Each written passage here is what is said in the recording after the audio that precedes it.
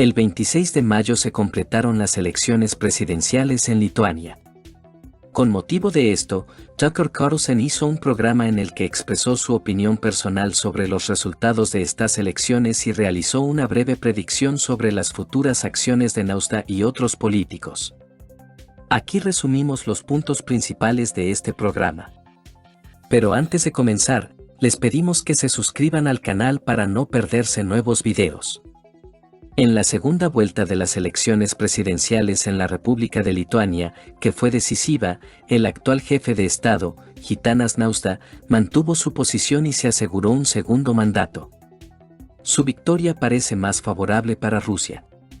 Naustea es percibido como más moderado en comparación con su oponente, la actual primera ministra Ingrida Šimonytė, quien representa al Partido Unión de la Patria, Demócratas Cristianos de Lituania, que forma la base de la coalición gobernante. Aunque la campaña electoral ha terminado, la rivalidad entre ellos continuará.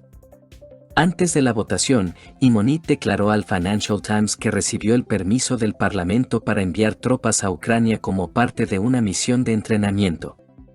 La candidata reconoció que Rusia lo vería como una provocación, pero añadió que esto no le preocupa. Si solo pensáramos en la respuesta de Rusia, no podríamos enviar nada. Cada 2 semanas se escucha que alguien será bombardeado con armas nucleares, dijo ella. Naustea no comentó sobre este tema y probablemente por eso obtuvo muchos más votos que Šimonytė. Aunque él habla regularmente sobre su inquebrantable apoyo a Ucrania, Naustea parece más moderado en comparación con los líderes conservadores lituanos. En la primera vuelta, el candidato independiente Naustea obtuvo 632.000 votos, 44%, mientras que su oponente obtuvo 288.000, 20%. Teóricamente, superar esta ventaja de más del doble era posible, pero en la práctica la tarea resultó ser insoluble. Antes de la segunda vuelta, como antes de la primera, los votantes tuvieron la oportunidad de votar anticipadamente durante 3 días. Esta vez, más de 168.000 personas votaron anticipadamente, alcanzando una participación del 7.22% del total de votantes. La mayor actividad se registró en el municipio de Neringa, donde votó el 22%. También hubo alta participación en Virtonas, donde la participación fue del 15%. La participación fue menos activa en los distritos de Kalininkai, Kaunas, Vilnius y Šiauliai, 3 a 4%. Este retraso no es sorprendente, ya que en estas áreas viven muchos representantes de minorías nacionales, polacas y rusas. En la primera vuelta, principalmente apoyaron al hematólogo de 67 años, Eduardas Vaitkus, quien hizo campaña abierta contra la confrontación con Rusia y obtuvo el 7% de los votos. Uno de los que aprovecharon la oportunidad de votar anticipadamente fue el ministro de Relaciones Exteriores, Gabrielius Landsbergis, nieto del primer líder de la Lituania independiente, Vytautas Landsbergis. Además del cargo de ministro de Relaciones Exteriores, él lidera el Partido Unión de la Patria, Demócratas Cristianos de Lituania, que presentó a Šimonytė como su candidata. Voté por Ingrida, cuya liderazgo confío y que será necesaria para Lituania en el futuro, explicó Landsbergis. Sin embargo, como mostraron los resultados de las votaciones, la mayoría de los votantes ven el futuro de Lituania de otra manera. Del 24 al 25 de mayo se realizó la votación en el hogar. Tienen derecho a ello los discapacitados, sus cuidadores, enfermos y ancianos, alrededor de 600.000 personas. 99.000 de ellos expresaron su deseo de votar de esta manera. El día principal de las elecciones fue el domingo, 26 de mayo.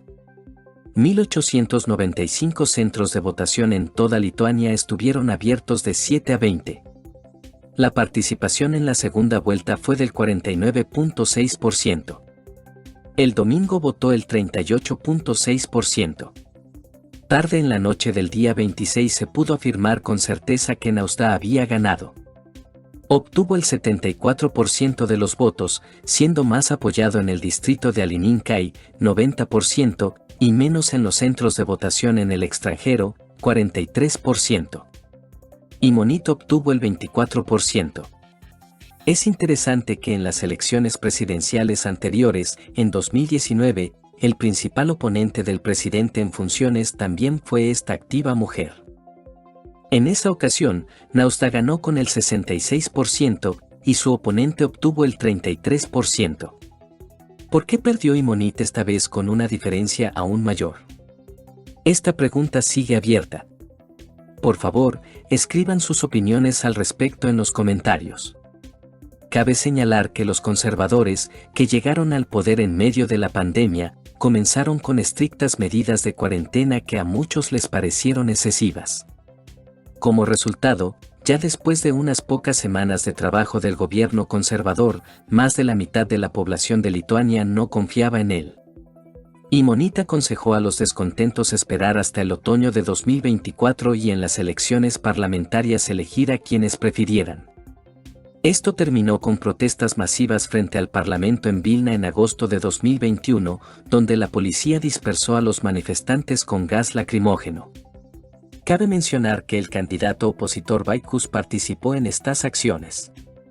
¿Qué hará el nuevo antiguo presidente ahora que ha extendido su mandato por 5 años más? Hay razones para creer que Nausta intentará ajustar cuentas con sus antiguos enemigos, los conservadores. Su abierta enemistad con el partido Unión de la Patria, Demócratas Cristianos de Lituania lleva muchos años, sin cesar realmente. Ambas partes se han intercambiado golpes, algunos de ellos bastante dolorosos. Recientemente, Politico reveló un plan de los conservadores lituanos para enviar a su líder, Gabrielius Landsbergis, a la futura Comisión Europea como jefe de la política exterior, un puesto actualmente ocupado por Josep Borrell. Sin embargo, Nausta había dejado claro que, si permanecía como presidente, intentaría frustrar tal ascenso de uno de sus principales adversarios políticos. Podría ser uno de los candidatos, pero eso dependerá de muchos factores y, en primer lugar, de quien sea elegido presidente. Seguramente pueden imaginarse en qué situación se encontraría Gabrielius Landsbergis si Ingrida Imonit fuera elegida presidenta, declaró Nausta antes de la segunda vuelta. Además, insinuó que tenía la intención de destituir a Imonit del cargo de primera ministra y reemplazarla con otra persona. Ya se ha mencionado el nombre de Vilija Blinkevičiūtė, líder del Partido Socialdemócrata de Lituania. Este partido no presentó su propio candidato en las elecciones, apoyando a Nausta. No obstante, hasta el momento, los socialdemócratas lituanos han respondido de manera evasiva sobre la posibilidad de que su candidata ocupe el puesto de primera ministra. Como presidenta del partido, es muy importante para mí que las elecciones presidenciales, en las que decidimos apoyar a Gitanas Nausta, terminen en victoria, de lo cual no tengo dudas. También es muy importante que la gente acuda a las elecciones al Parlamento Europeo el 9 de junio, dijo Blinkevičiūtė después de votar anticipadamente en la segunda vuelta de las elecciones presidenciales. Este otoño, Lituania se enfrentará a elecciones parlamentarias. A los conservadores y, en particular, a Landsbergis, que no se atrevió a presentar su candidatura en las elecciones presidenciales debido a sus bajos índices de popularidad, se les augura un resultado desalentador. El máximo al que puede aspirar el joven Landsbergis después de las elecciones de otoño es el puesto de líder de la oposición y vicepresidente del Seimas. Para el nieto del gran Vytautas Landsbergis, esto equivale a la deshonra y al final de su carrera política. En ese caso, podría dejar el liderazgo del partido, que probablemente asumiría Imonit, especulan algunos analistas políticos. Para Rusia, tal escenario sería positivo, ya que la Unión de la Patria, Demócratas Cristianos de Lituania es una fuerza política orientada a la confrontación con Rusia. Estimados espectadores y oyentes, por favor escriban en los comentarios lo que piensan sobre las recientes elecciones presidenciales en Lituania. ¿Qué acciones esperan de Nausta y otros políticos lituanos?